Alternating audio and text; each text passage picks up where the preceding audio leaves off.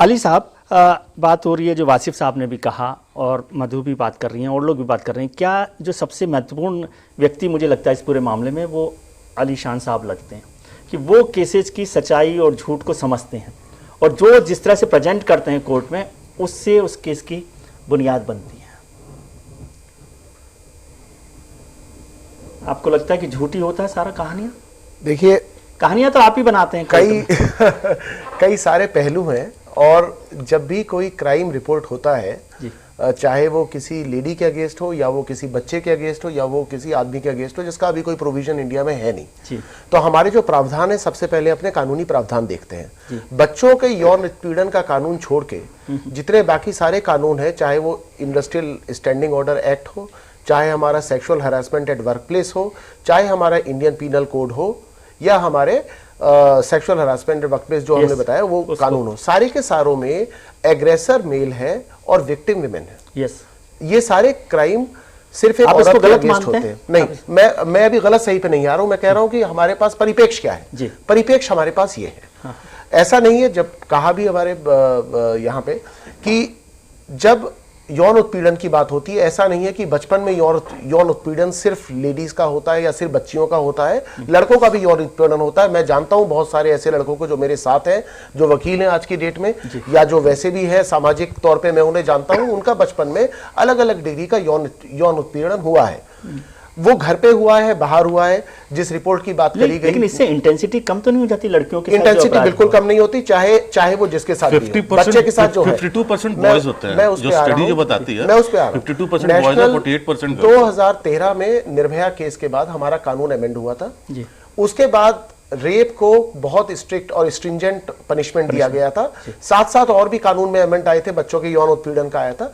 उसके बाद Delhi commission for women ने एक रिपोर्ट पब्लिश करी थी 2014 में, जिसमें उन्होंने कहा था कि 53% केसेस फॉल्स लगते हैं उन्हें। लेकिन वो रिपोर्ट कंक्लूसिव नहीं थी, क्योंकि उसमें जो भी केस कोर्ट नहीं गया उन्होंने उसको फॉल्स माना था। उसके बाद हिंदू की वो रिपोर्ट आई थी जिसमें उसका विश्लेषण किया गया था, जिसमें यह कहा गया था अगर कोई केस कोर्ट नहीं गया क्या उसे झूठा माना जाएगा? क्योंकि बड़े सारे और सामाजिक पहलू हो सकते हैं, सामाजिक दबाव हो सकता है, लोगों का समझौता हो सकता है, मुश्किल होता है कोर्ट में जाना। फाइनेंशियल रीजंस ये होते हैं। लेकिन जो बात सही है वो ये है कि बहुत सारे केसेस में ये देखा गया था कि जो केसेस करे गए थे वो या तो एडल्ट्री रिलेटेड थे या वो एक लोगों का आपस में संबंध था, लेकिन उसके बाद संबंध तोड़ा था, लड़का शादी नहीं कर रहा था तो दबाव बनाने के लिए थे।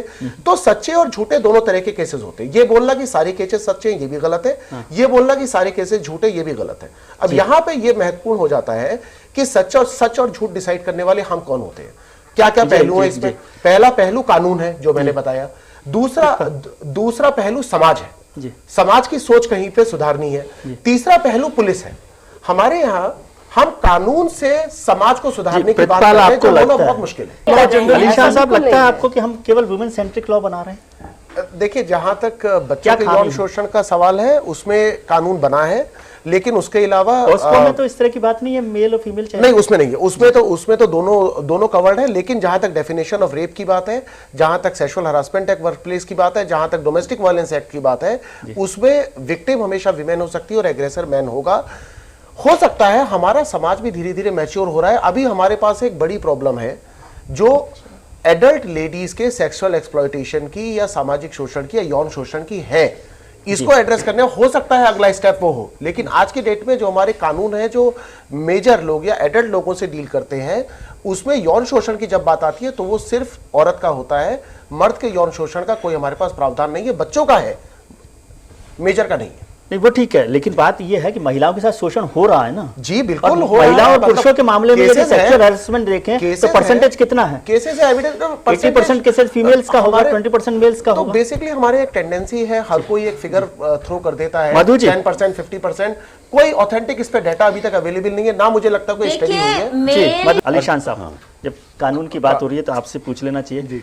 वैसे ज्यादातर लोग मुझे कहते हैं कि यार केस तो सच है झूठ है वो तो वकील साहब ही बनाते हैं।